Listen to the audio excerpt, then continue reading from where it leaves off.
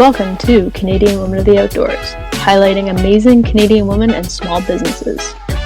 Brought to you by Revolution Armory. Join the revolution. True North Baits, superior quality fishing tackle. See what the fuss is about. The Decoy Daddy, Canada's newest silhouette and waterfowl accessories company, delivering premium products to Canadian hunters. And Hot Box Huts, Lake Simcoe's hottest ice fishing experience. Enjoy the episode. Hey everybody, welcome back to Canadian Women of the Outdoors. I'm your host, Nicole. Before we get into it, big shout out to our sponsors, Revolution Armory, True North Baits, the Decoy Daddy, and Hot Box Huts.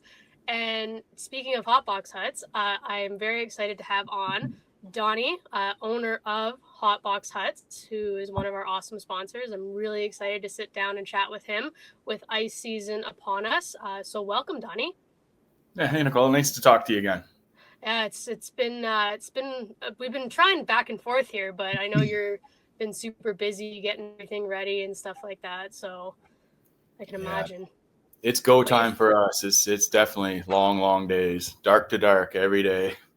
But you're finally now starting and on the ice and everything like that. So yeah, we're out. Yeah, we've been out for a couple of weeks now. That's awesome. So where did this get started? How long have you operated Hotbox? Where did that all start? Like, how did you become a hut operator? I've always had an interest in fishing since I was a kid, same as just about everybody else. When I was a little guy, family members would take me out fishing on Lake Scugog. So I've ice fished there when I was a little guy. As an adult, once I got set up and moved to the Lake Simcoe area, I guess we're around 10 years ago now, maybe a bit more.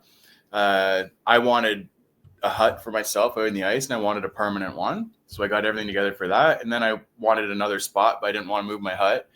So I got another one. And then I didn't want to move that hut, and I wanted another spot. So I got another one. So I think I had 3 of them going at a time for a while out there. And then I, like everybody else, are addicted to buying fishing lures and fishing gear and outdoor products. So I used to really buy a lot of stuff used off Kijiji, and I started. Yeah, I don't. Now it's all Facebook Marketplace. Back then, Kijiji, that was how we did most of it. And I found that living at Lake Simcoe, I was away from the GTA, so it was hard for me to arrange pickup. So I started telling guys, like, hey, if you bring what I bought up here, you can fish out of one of my huts for the day. So it was more trading huts for delivery service, right?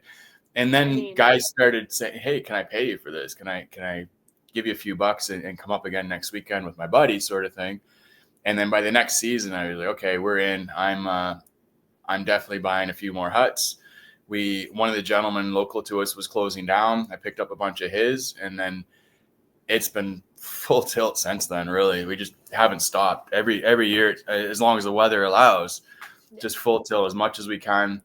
We take care of the clients the best we can, and we don't like turning people away. So it means we got to have a few more huts. So how many huts are you up to now? I own probably 50 or 60, I would think, in total. But they're not all those, or? No. So they're all our huts vary in shape, size, and style. Some of them we did build. Some of them we refurbished through the Innisfil Ice Hut Art Project over the years. You've probably seen those pop up on our socials. Yep. But I do have that many huts, but they're in various states of repair, right? So some of them probably need a full refurbish. Like, I wouldn't be able to rent them out. They're just not up to snuff, but I'd be comfortable in them myself. So I might put some of those out for myself around the lake so I can fish my own spots again. But most of the huts that I've acquired over the years are, one, when people lose a hut through the ice, they're usually not interested in owning a permanent hut anymore, and they offer it to me for a discounted price sometimes. That helps. And I've had, if I see decent ones used in the area, or guys let me know, I'll go look at individual huts, see, can we make it work for our operation? What changes do we have to make to meet our standards? And then, during the off season, this summer, just throw one in the backyard at a time. And every day after our day job, just work on the hut a bit and bring them up to the standards that we want and get them out there and get them rented too. But yeah, not many of our huts are exactly the same. They're all very, very different in size and style for sure. Another way we've acquired a lot of huts is when guys go out of business and they're looking to unload and sell. I've just bought everything they have, and because I have the space for it. I've got the means to store these things right now. So yeah, it's worked out pretty good. So like during the off season, are you like getting like, is there ever really an off season for you? Never. No, never. So, it slows down a lot in the summer, but we're always working on maintenance. We take bookings all year round, right? So our phone even rings in the summer. We get a lot of Americans that plan on coming up, especially for sleeper hut bookings. Yeah. Those start in the summer, and they're planning ahead, and as they should, right? Because they're planning on coming all the way up here. The trickiest part, though, is getting them in the books when we know we're going to have ice. Yeah. And that's one of the things about sleepers where it could be a little risky. We might book you in early January, but if we don't have ice, and we'll try to move you if we can. But it's a bit of a roll of the dice in that early season, which we're just coming out of now. The early season is a sketchy season, and we're just coming out of it now where we know we're in pretty good shape. Today we drilled. We did an ice report with John Broussard, our MP here, which was pretty cool to have him out. And we measured just shy of 8 inches, so 8 inches of good black ice. So where we are, we're okay. Yeah, that's what we want. And you're out of Cooks Bay, right? Bottom of Simcoe. Yeah, down the west side of Cooks Bay, out of Innisfil. So yeah, our access points out of Innisfil there. So down on Cooks Bay, it's the perch factory of Lake Simcoe. That's, if you look at there's maps showing where the food sources are, and Cooks Bay is just that's where the food is. So that's where you're going to find the most perch. There's going to be a lot of small perch too, mixed in with the big ones. But overall, the total biomass on Cooks Bay is nowhere else in the lake compares to it. But then we're also, we don't have lake trout really. They do swim under the hole every now and then. I've seen them. They're not interested in anything we're presenting. We do get whitefish later in the season. I think it takes a little longer for them to start to migrate towards our area once the lake turns and the whole lake becomes the same temperature. They start to spread out from their deeper waters, and they do make it our way, but more in February we see them. Burbot kind of creep into at the tail end, but not real heavy, but it's mostly perch and pike down where we are, and there's a lot of them. There was a really good pike caught today. I don't have the picture handy. Yeah, one of our huts pulled out a really good pike today. He was perch fishing with a tiny little jig and a tiny little minnow, and it almost straightened his hook right out, but he got it landed. It was a good one too. That's awesome. Those are the kind of stories that are awesome. Like when you catch those like decent pike with like a little perch, like it's so unexpected too, right? Like you definitely don't think. Oh, it even excites me. Like just sitting there, even when I'm fishing by myself, if I see a pike swim under me, a decent size, like it excites me. It's like because you're so used to seeing these little perch swim around, all of a sudden, boom, this monster comes by, right? And there's probably no perch around when the pike roll up. Yeah, and that's what we try to explain to our clients too. If you don't see perch for 20 minutes, I can almost guarantee you've got a pike in the area, because with the pure numbers of perch that are in Cooks Bay, and they're always moving, they're schooling fish, they're kind of always on the move.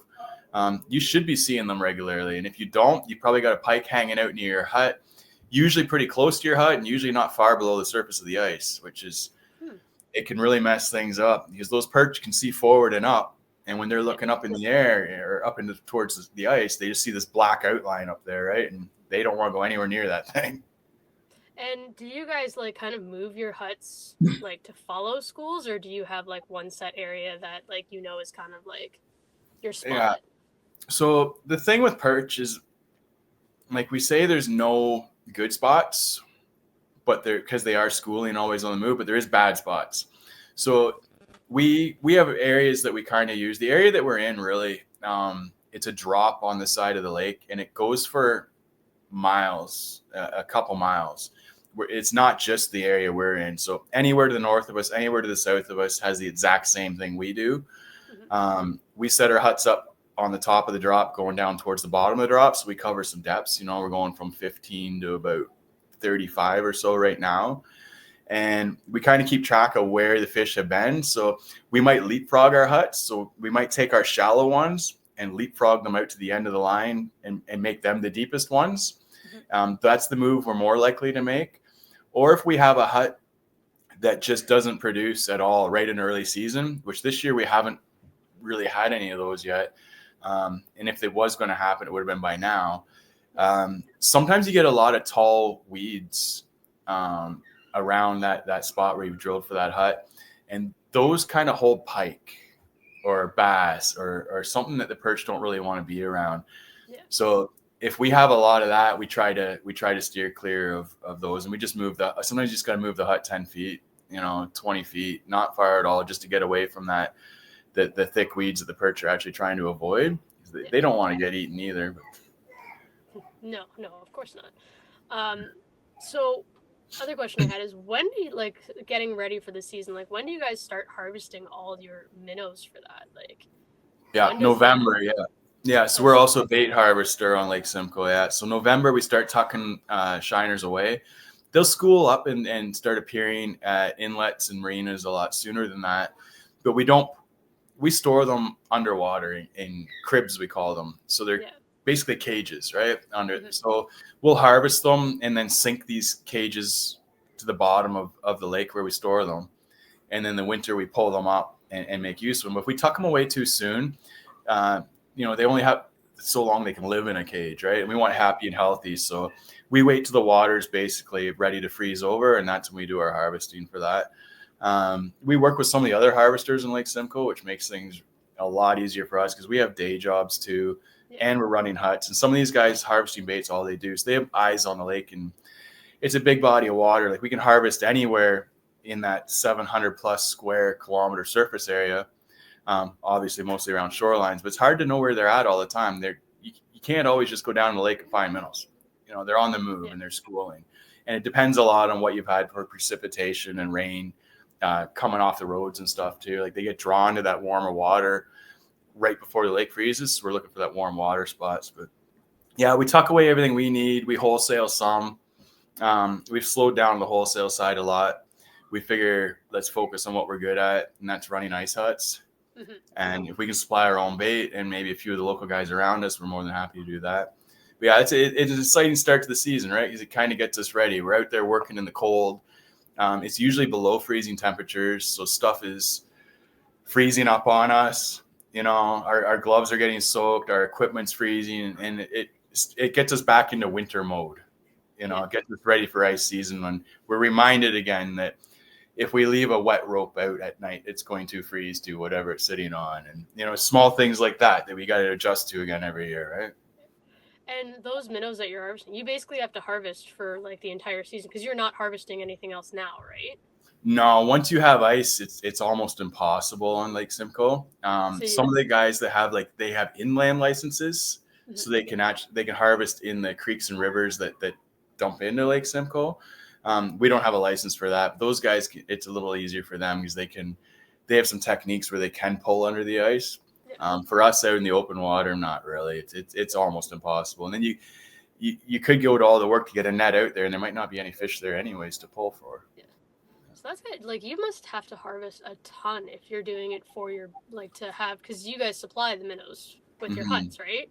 Absolutely. So you must be harvesting, to be able, especially if you get a good, decent ice season, mm-hmm. You must have to harvest. I can't even imagine how many minnows you guys have to harvest. Yeah, it's pretty wild. So the net is long. I think it's 60 or 65 feet long. Holy crap. I could be wrong on the measurements. All I remember is we are at the maximum size that we're allowed with our license through M&R.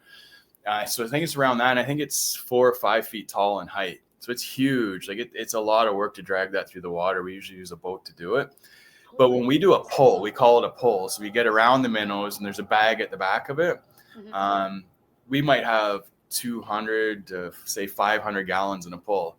And by gallons, you picture a 5-gallon pail. If it was full of minnows with no water in it, that's 5 gallons right there. Oh. So yeah, picture 100 times that all in one pull. And then we have to manage them very quickly to keep them alive and healthy, because if you crowd them into a space, they drown. They run out of oxygen, right? Just too many in one spot.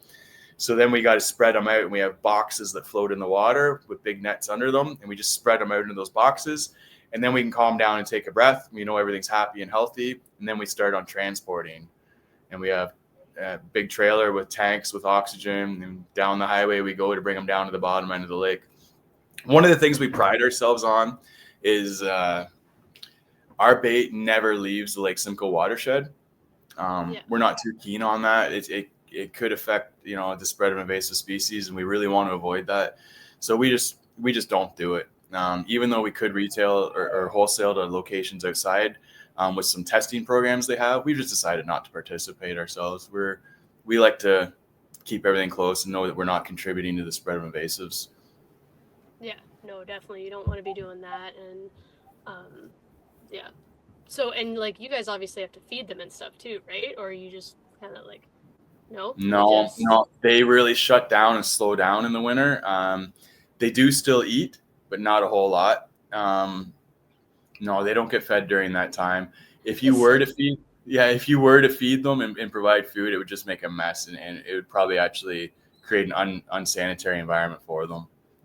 It's crazy how much work actually goes into like the preamble of all this. Like, no, I don't think people actually realize how much work goes into operating huts, especially like with as many as you have. And we see it on socials. Like even tonight, I was just doing a quick scan before I jumped on with you to make sure I wasn't missing anything that was happening for tomorrow. Stay on top of what's going around. We had a guy on there chirping tonight about our rate. Okay, well, he says I could go buy a hut for that money. Well, no, you couldn't, because the hut that you're in reality, by the time we're done all the work and purchase and building of them, they're all right around $5,000. For a hard-sided hut. By the time, and then you got to have the equipment and ability to move them. You've got to be able to store them. We provide washrooms on ice. We're dealing with porta potties back and forth all winter long. The bait, like you suggested, it's very. I think some people that haven't been out to experience it, and they're sitting at home, they're wondering, okay, why would it cost me $100 to go fishing for the day? Well, there's a lot of costs there that people don't factor in. Even our equipment's constantly gas, like your gas too, to fuel. Take the people out, like the people movers. Like we go through at least 100 liters of gasoline a day. Because how many sleds and stuff? How many people movers are you usually running per day? Whatever we need. We have 4. Really busy. Yeah, we have 4 at our. So if we're at peak, we run 4, and that's to try to keep people not waiting to come out with us. We don't. When you come to visit us, we don't want you waiting on the shoreline any longer than you have to. We want to get you out in your warm hut. But so then there's the transport, moving the people too. Even our augers, just running the augers, we go through them pretty quick. Like they have a life expectancy, and we can get through them real quick. Our machines that we run, today we had 2 of them down, and they both need repair. The one we got to put a starter in. The other one I haven't looked at just yet, but I think it blew a head gasket. So just in one day right there, there's 2 machines that are down. Well, if you're running a hut operation and you've only got 2 machines, well, now you're going to have some unhappy people because you got no way to move them. So you have to have more, like twice what you actually need, just in case, because we don't want to ever let anybody down, right? No, and like they're heated huts, like they're heated by like what, propane or? Yeah, almost all of them are propane. Some of them are wood. The propane costs are insane right now. We just bought. I said to Ashley, I said, hey, I just want to grab some spare 20-pound tanks today, because our hundreds are a little low, and I don't have time to run it and fill them. So she came back with 5 brand new propane 20-pounders full of propane. The bill was over $500, so over $100 for a tank full of propane. It's wild. Yeah, it's crazy. And people are complaining about $100 for the day. You got it. Yeah, well, I buy a propane tank, it costs $100. But I mean, the complaints are few and far between, right? It's just I like to focus on the complaints and the stuff that upsets people or bothers people, because that's the stuff I can try to fix. So I try to look at those. Can I do anything about that? Well, sometimes I can't, right? Yeah. And I mean, again, these people have no idea what actually goes into it. Maybe they should ask before complaining about stuff. Like, again, because if you say there's no off season for you, like you're constantly doing hut maintenance, getting minnows, like those huts don't just like magically appear on the ice all pretty. No, it's a lot of work. and then cleaning up after people leave in case people are like disgusting and leave a mess in the huts, which I'm sure you also have dealt with before too. It's happened, not a lot. We have pretty good clients, you know what I mean? They're really respectful and they know the work that we go into to make sure they have a good day out with us. But yeah, overall, like anybody that does actually come out and fish with us, they get to see the show. You've been out with us before, I think a couple of years ago. Like when we bring you out, you go by the minnow crib. We pick the minnows up as we go by, so you get to experience that. If we're not too busy, you can even bring the kids out to look in there, you know, and actually see, you know, all the minnows waiting for them. And they get to. We don't really hide a lot, you know what I mean? We're wide open, so everybody gets to see everything we do and how it's done. If we're doing holes, or today we filmed that ice report, we usually have an audience for that sort of thing. Is we realize it's more than just fishing for people when they come out. It's an experience. A lot of our clients that are new, it's their first time on ice. And I love it. It's great because they'll be on the shoreline getting ready to go, and the transport will be coming up, and the ice is popping and banging because it's cold and growing. And they're walking kind of, you know, without any surety in their footsteps. And it's entertaining for us to experience being new all over again just through our clients. You know, because I remember being excited like that, but it was a long, long time ago. And like you're 100% right. You do offer an experience. Like when I went with you guys a couple of years ago, like again, it was an experience. And you have people come out and check. I think I bought lures from one of your people right on the ice there, because they were going around like, hey, we have these lures. Like this is what's been working. Do you want to try it? And it's like, yeah. And then like it is a full out experience, which is nice, and especially for new people to have that experience, and it's easier for them, and it's easy for them to learn as well, because for sure. For people that don't know, especially when it comes to ice safety, like getting a hut, getting an auger and all that stuff, but have no idea what you're doing, go to somebody that knows. So there's two things there. So like the lures, you're mentioning the lures, that's a big part of our program now. We've partnered with 6 different local lure makers, one from the US, Darren McGathy there from Slab Grabbers, but we've taken lures that we like to use ourselves that we know produce, and we've worked with the vendors to create kind of a one-off custom in what I would want in a lure, what I think would work best for me right where we fish. I mean, specific to Cooks Bay, Lake Simcoe. And that's the colors, the weight, the size, and we're lucky to offer that. And they're all exclusives. You can only get them from us when you come and meet us on the shoreline to go out fishing. It's the only way you're going to get them.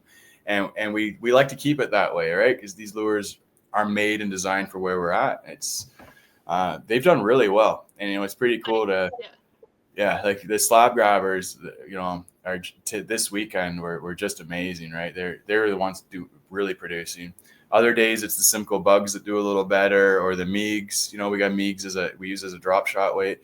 We just brought on this year some bucktails from Big Jim McLaughlin. So they're new. We haven't really had a lot of feedback on them yet, but we're really excited about that part for sure. But yeah, you're right. It was a full experience. What was the other thing we mentioned there? Lures, and what else were we talking about? I got brain freeze. I've been on the ice all day. You do too. The lures was like a really big thing, and like the gentleman who came out like was literally talking with us for a good like half hour, like just kind of like, here's some suggestions, like this is what's been working, this is what's not been working. Like you guys take care of your clients. Like it's not just here you go, see you in 8 hours or whatever it is. It's nice. That is what separates us. You're right. We do have more bodies out there than we need on purpose, you know, so that you could probably expect someone to come by every 2 hours or so. That's what target. It was. Yeah. But every 2 hours, you're going to have a knock on the door, check on you, see how you're doing. So you don't have to reach out to us. Coming to you provides an opportunity for you to maybe ask a question that you were a little unsure of. You didn't want to send that email or send that text or that phone call, but when someone's there face to face, and if you're having a hard time catching fish, we want you to catch fish. We want to see the smiles on your faces, right? We want the kids to leave happy, right? And go home and maybe have their first perch dinner. So at the end of the day, it's our job to help you catch fish. I hear a lot of times, you know, guys are like, yo, you know, on a slower day, maybe, you know, oh, I didn't catch a whole lot. Things didn't go too well, but I had a great time. You know, you guys were great. I loved getting there in the ice. that's okay for me, but I still want you to catch fish. So we're going to do what we can to help you do that, because that's why you're there. So we will go above and beyond and out of our way to do what we can do to help you. I get downright nasty when I go in a hut, someone's not catching fish. I'll call them out. I'm like, I want you to pull up your lure, your rod. I want to see what you're doing on the end of that right now. And I always warn them as they're reeling it up. I said, I'm going to judge you for this. We've had times where people might have like 5 giant minnows stacked on a hook where the hook point's buried in one of them anyways. And the perch are down there trying to get them, but they can't get hooked. You know what I mean? So sometimes it's really simple. We just take a few of them off, pinch just the head, have that hook point exposed, and then right there in front of them, I'll throw it down and I'll catch one right away. You know, they've been trying for half an hour. And, you know, they think we're just godly because of it, but really it's just a simple little thing that can change their whole day. But if we're not there to see you doing that and we don't check, you're not going to make the changes, right? You're just going to fish all day. And we're assuming the people that come out with us aren't experts. They're not professionals like us. So yeah, we're there to help. That's our job for sure. And keep people safe. That's the other one. Like, that's where we're going when we were talking about lures. So we suggest, like, if you're interested in going ice fishing, book with an operator and go out one day and see what it's like to be out on the ice. That's a good chance to see, do you have the right footwear? Do you have the right coat? Do you have the right clothing? Which is more important, right? If you're not geared up to take care of yourself, you're not going to fish worth a damn, because you're going to be locked up and not mobile, and your brain starts to maybe process things a little slower when you get cold too. So we always say, go with a hot operator at least once, and see what it is, and then go hit Cabela's and buy that rod, buy that pop up, and head out on your own if you're comfortable, and you buy the safety gear to go along with it. When I go to new bodies of water that I haven't been on, I book an operator. In the summer, I've fished with a lot of guides. I have no shame in it at all. I'm not going to know what those guys know about that body of water or even that area of Lake Simcoe. There's a lot to cover. So yeah, it's the best way to get into it is to go with someone that knows, ask the questions there, and then get out on your own for safety too. I mean, we've seen people, even this year, we've seen people walk off the shoreline and walk right into pressure cracks. Now, they're not deep where we're really concerned. They're 2 feet of water, 3 feet of water. But we've seen people walk right into open water. They'll see an ice hut out in the distance and from the shoreline, and they will walk a straight line towards that, assuming that because that ice hut's there, it's safe. And that's not how the ice works at all, right? No. And we try to get a hold of stop most of them when we can, but there's so many people venturing out now, new anglers, especially. I think a lot of them we see them, they have all brand new gear. So it's pretty obvious when they come out, and the spud bar's still got all its paint on it. Their clothes are all brand new. Nothing's been burned up from an auger yet. The augers are still in the box a lot of the time, as they're bringing it out. And those are the guys we're mostly concerned about. We're like, yeah, they should maybe be spudding each step, and we're just watching them walking out towards everybody else, right? And, we got a guest coming over here. No, maybe. I think Nikina's almost on bath time. She might show up here. She just walked by me in the distance there. But that's actually a good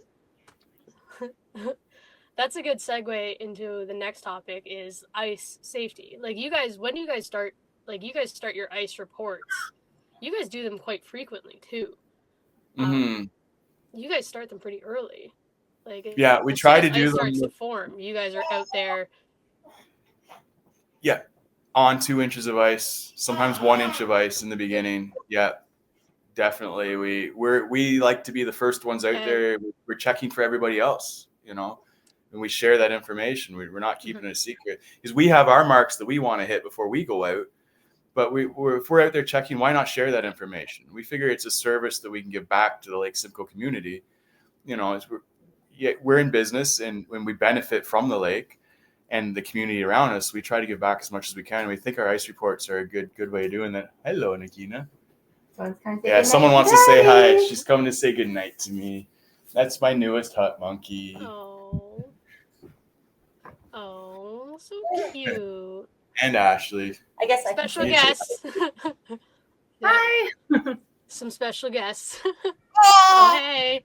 Oh my goodness. Oh, she's so cute. Are you you saying saying hi to all the viewers and listeners out there?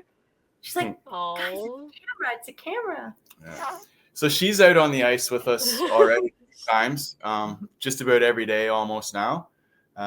She loves it. all I guess she bundled doesn't up. know any different. To her, it's normal. That's awesome.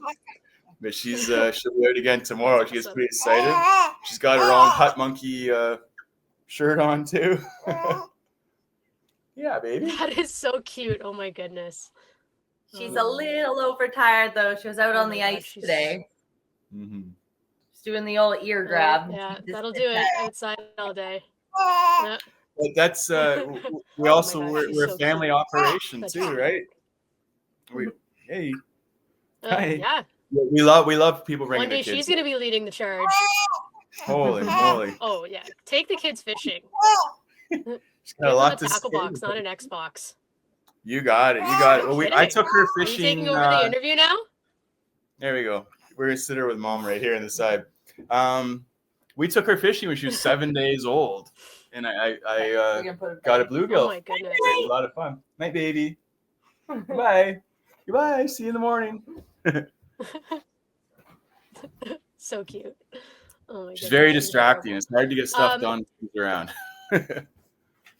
Oh my God, she's so cute. Like, of course. Mhm. So anyway, this safety side of things, when you're heading out onto the ice, what's in your like safety, like everything you need to be on the ice? Like, what do you recommend for people that are now starting out? Yeah, well, what I recommend and what I do are kind of two totally different things, and that's based on my experience too.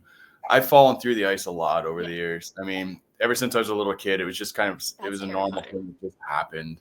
So that fear that you normally get when you initially drop in, I don't have that anymore. For me now, it's like oh shit, and as you're floating there in the water. You feel the water coming up the bottom of your pant legs and coming up your jacket. You're that's a little cold. But again, the water's only 0, right? So the water's not going to get you too quick. It's when you come out of the water and the cold that can be there. I'm fairly fit for a guy my age. If you have fitness issues, health issues, if you're a bigger guy, you might have a harder time getting back out. So I always wear flotation on the ice 100% of the time. 100% of the time. That's my rule. Because if I go in and I'm wearing flotation, I know I'm going to be okay. It's different for everybody, but flotation's an absolute must for me. Early ice, if I'm going out on that 1 or 2 inches, I usually have a rope tied around me and someone with me, and we keep very good distance. Sometimes we could be scouting perch spots early ice through the black ice, so we don't set up the huts in those spots I had mentioned.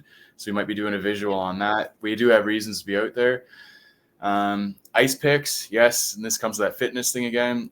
I've never used them. I haven't needed them. I find if I just go horizontal and I can swim out pretty quick, just using my elbows and kicking my feet.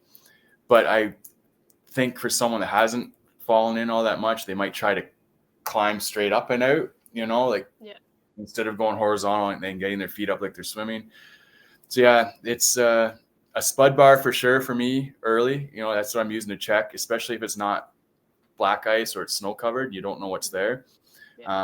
Pressure cracks could be anywhere and lightly skimmed over, especially if there's snow cover. So I actually prefer to have that black ice with no snow where I can just see what's going on and then I can walk out. You need to have a plan for what happens if you do go in. You got to have your picks to get out if you need them, but you got to get back to your car, right? Or your friend, or what do you have there to help you and assist you once that does happen? I could tell you a story, probably 10 years ago now, maybe. I was fishing Kempenfelt Bay out of a fairly popular spot there. I went out one morning, late afternoon, grabbed my 2 whitefish, went home. And I thought, wow, you know what? That spot really produced quick for me. So I'm going to head back there tomorrow morning.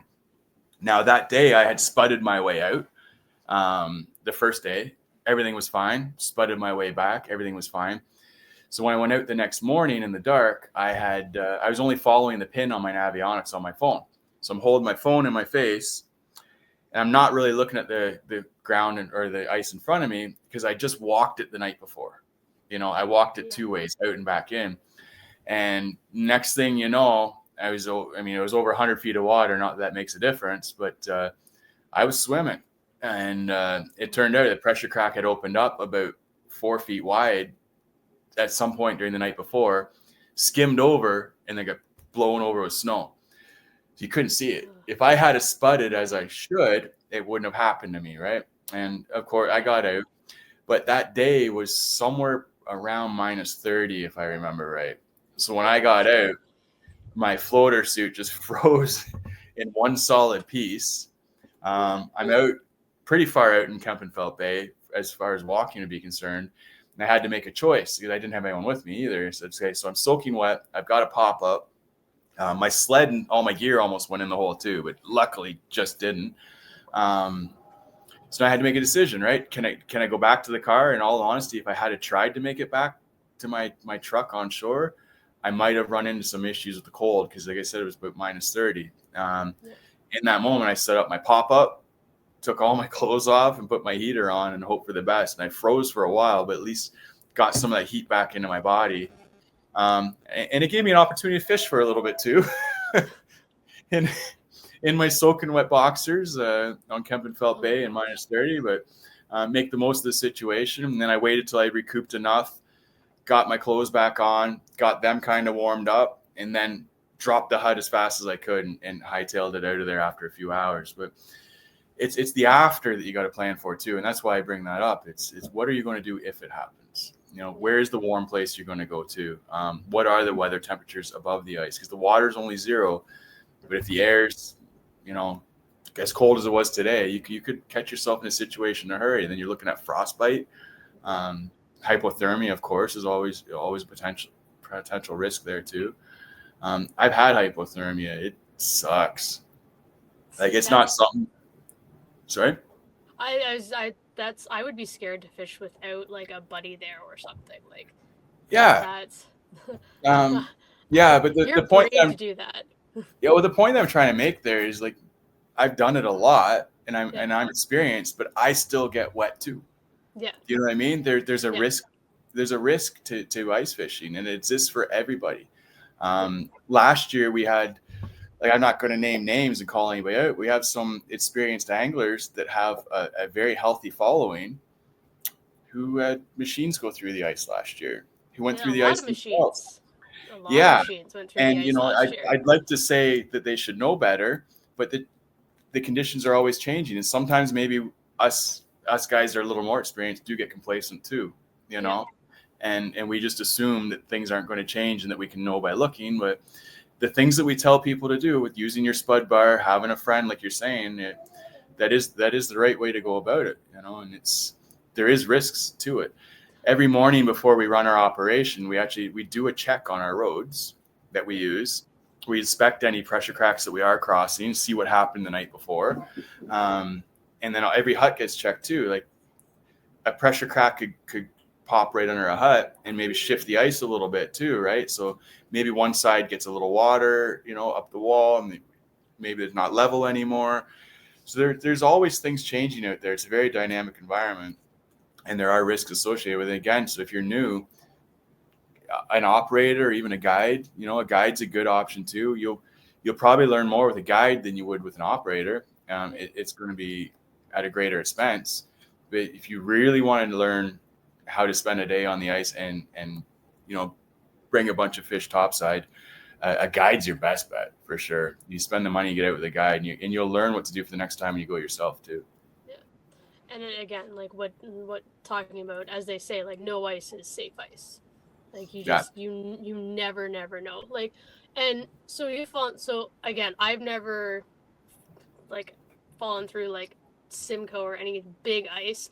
What's like the protocol when these things, I don't know, how do you either save yourself or with your friend, how does your friend help you out of the ice if you happen to fall through? Yeah, I think the riskiest thing you could do is try to get close to your friend to help them. This is where planning ahead is important. Like for us in our operation, we have a throw bag on every machine, like that weighted bag with the rope inside. We make sure that they're dry because if any moisture gets in them, that rope's just going to freeze in there and not work for you. So we have to keep them in a dry spot in the machine. You should have a spud bar at least to be able to reach with, or some sort of a reaching tool. But yeah, you need to steer clear of your friend, because if you're both in the water, now you've got an even bigger problem. We recommend that people that are out there a lot actually try to experience what their float suit feels like, or if it's a life jacket they're deciding to wear. In the summertime, you're out in a boat, throw your float suit on, jump off the side, see what it feels like, see what it does, see what it's like to be in the water in a float suit, learn how to go horizontal to be able to swim out. And hopefully these are skills that you would develop that you would never need. Yeah. All mine were learned through error. I've been doing this since I was a little guy, and I made a lot of mistakes, and I still do. I still get wet sometimes, and yeah, I hate the idea of thinking about people going in. It's such a fun activity, but there is definite risk. Oh, yeah. Guys with machines, we've seen guys with machines, their machine goes in, and their number one priority is getting that machine out of the water. If it's like, sometimes it's usually the shorelines that are in rougher shape, so it might go in somewhere where there's only 4 or 5 feet of water, and because they can see it, they keep working at trying to get it out. Well, these guys are now been in the water for over an hour, trying to hook onto it and get it out, and they're soaking wet because they're either embarrassed or they're just so anxious to get that machine out of the water. Well, when your machine's in the water, you're not in a hurry to get it out. It's already down there and it's already wet. It's when you bring it up to the top of the ice that stuff can freeze, and then you're a mechanic. You know what water can do a lot of damage to motor vehicles. Yep. So when it's down under the water, it's where it is, and it's safe for a bit. You don't need to be in a hurry. Go home and get changed, get a plan, bring some longer boards and planks, or call one of the recovery services. But like, we've seen guys basically go hypothermic trying to rescue a machine in a few feet of water. It's like, go home, get warm, come back, bring some friends. Up with a plan, like plan of Yes. attack. You guys helped with the recovery last year, didn't you? Was it last year? Every year. Yeah, we published one. I know Ashley put one up on TikTok there. Yeah. The ice hut and the ATV. Yeah. We don't document a lot of that stuff.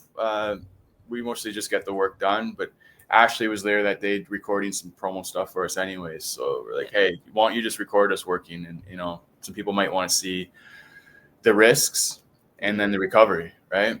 I mean, just showing that you can recover it, and like different ways to recover it as well, right? Like, yeah, it takes some planning.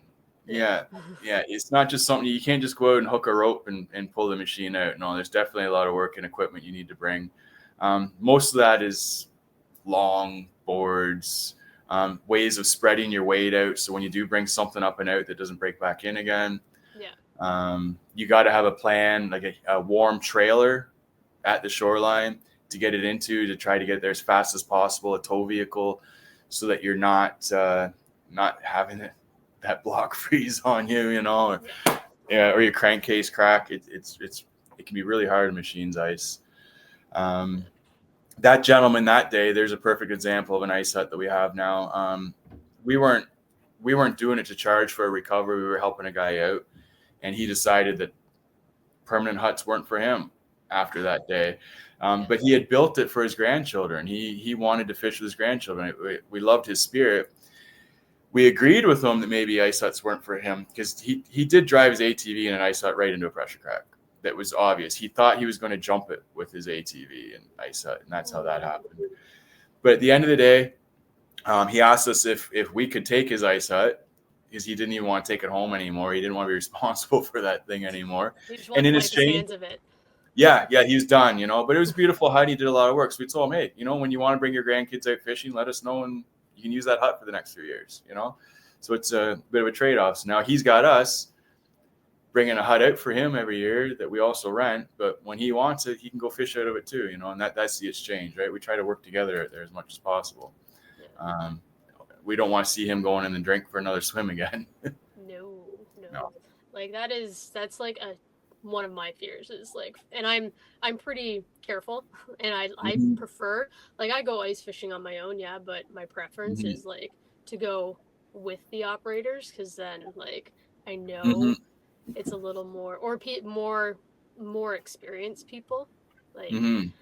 it's my preference, because again, like, yeah, I have a hut and heater and auger Mhm. and everything like that, but I don't fish like a lot of the lakes I fish, they're not my home lakes.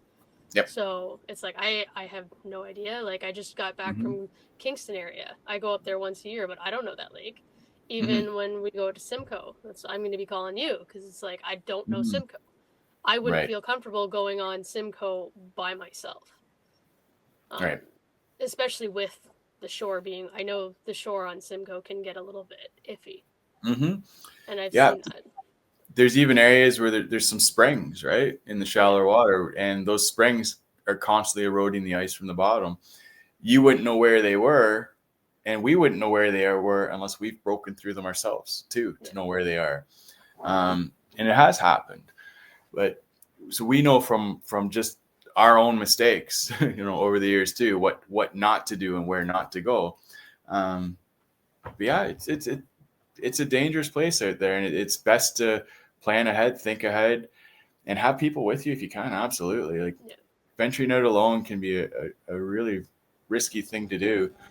Um, Even if you're trying to get off the lake at night and the winds pick up and you've got blowing snow, your compass on your phone doesn't always work, Yeah. or what if you turn your light on to see at the same time? Well, now your battery's dying and you run out of battery. You can be in the middle of Cook's Bay and it's only 2 kilometers to each side, but that's a long 2 kilometers if you're walking in a zigzagging line, guessing. Yeah. And again, I'll say that happened to me. I went out one night to do some work on the huts. I went out by myself on foot, and while I was out there working, a fog came in Oh. and I couldn't see the shoreline anymore. I'm like, okay, I'll walk towards the shoreline. And I was like, oh my God, I didn't have my phone or anything with me. Again, a little overconfident. And I thought, well, I'll just listen. And I heard a dog barking. So I'm like, okay, that dog's barking here. So I must be closer to my side of the lake if I hear a dog barking. So I'm going to walk towards that dog. I figured I was generally walking towards my house. I ended up like a couple kilometers down the lake Oh because shit. the dog I heard barking was like literally, yeah, about 2 kilometers south of where I got on from. And when I Oh finally wow. got to the shoreline, the road, I'm like, where the heck am I? So even I can get disorientated and lost out there too. And if I can do it, it can happen to anybody. Oh yeah. Absolutely. No one's immune to it. We're only human beings. Our eyes only work so good. Our senses only work so good. And then if you get panicky, you can start to make bad decisions. If you get cold, you can start to make bad decisions. That's what we notice the most when the guys do get cold, or like the guys with the machines, right? If they're experiencing that hypothermia and they're getting cold, they just keep on going. They don't think that they don't realize the danger that they're in. Yeah. Their brain starts to slow down because it's so cold. Yeah, like your whole thought process just kind of slows down as well, right? Your whole body just, yeah. That's the best way of describing it. Yeah. Yeah, it's that's crazy. We're getting close to our time limit there. So, um, how can people contact you to start booking huts and stuff like that? Because you have openings for the rest of the season now, right? Are you Yeah. guys? Yeah, we're booking this season and into next season as well. Like our Oh, sleeper groups, they tend to book ahead, especially the guys coming up from the States. Socials, you plug Hotbox Huts in anything, you'll find us on Instagram, Facebook. Ashley's got us going on TikTok now, or you can email us hotboxhuts@outlook.com. Yeah, you punch Hotbox Huts into that Google bar, and we're definitely going to pop up, and we'll do what we can to get you out this year if anyone's looking. and you can fit upwards of how many people per hut? Let's do Yeah, so like. our huts all vary shape, size, and style. Our smallest would be a single man hut, a 1-man hut, and our largest is a 10 by 20, 200 square foot hut that seats 18 Holy and crap. fishes 12. So yeah, I think it's the largest hut on Lake Simcoe, but it's we like that one. That's a fun one for groups. Yeah, you I get had 12. no idea you had that big of a hut. Yeah, it's a lot of I it's didn't know a you lot of had that work big to of a get it hut. moved That's around. awesome. Yeah, it is. We love it. We love it. Is that one on the ice yet, or no, not yet? No, it's the last one to go out. Yeah, so we put our huts out in based on the size, their weight. So it's our smaller ones, and that's why we get out a little bit ahead of everybody else, I think, too. Just compared to the other operators, is we do have the smaller, lighter huts that are just 2-man huts, 3-man huts. We get those out and going in the beginning. If you have a larger group, we'll maybe put 2 of them close together, get you in the beginning. That usually gets us started maybe a week or 2 before most of the people around us. And then right about now is when the other guys are coming out. Everybody's kind of coming out this week, it looks like. That's when we start bringing our bigger ones out. Yeah, because it also depends on how much ice there is too, right? Like, you got it. Yeah. So I'm waiting to hit certain marks in ice thickness before we bring certain huts out. Right. We err on the side of caution. We don't push things too hard. Again, that's what definitely separates you. Like, you guys definitely take care of your customers, and that's your clients. I had a great time when I went there, and awesome. So I think we're going to see you soon too, right? You're coming out again soon. I think you're in the books, right? Yeah, right? Yep. We'll be out there, and I'm excited. I'm hoping to get the kiddos out with us too. My stepson has been bugging to go ice fishing. He just wants to go ice fishing with us so bad, and I'm awesome. like, well, we're going to be going, because again, with kids too, an operator is better because the heated huts and the more comfy seats. Like, yeah, I could take him out of my hut, but I only have a buddy heater, and it's not going to be as comfortable for him.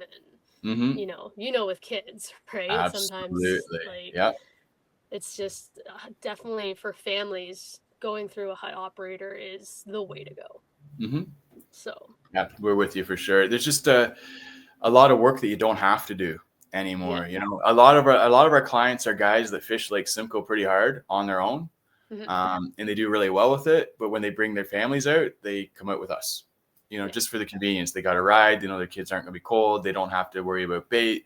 And they can spend the time with their family instead of all the packing and the dragging of the sled and the pop up. And yeah, absolutely. It's so much easier. Well, thank you again for coming on tonight. I really appreciate it. Awesome talking with you again. Yeah, for all our listeners, go give Hotbox Huts a follow and like on Instagram, Facebook. You said you're on TikTok as well, or Ashley's doing some stuff with her channel there. A good one. Get onto YouTube, and subscribe to Hotbox Huts on there. That's where we do our ice reports.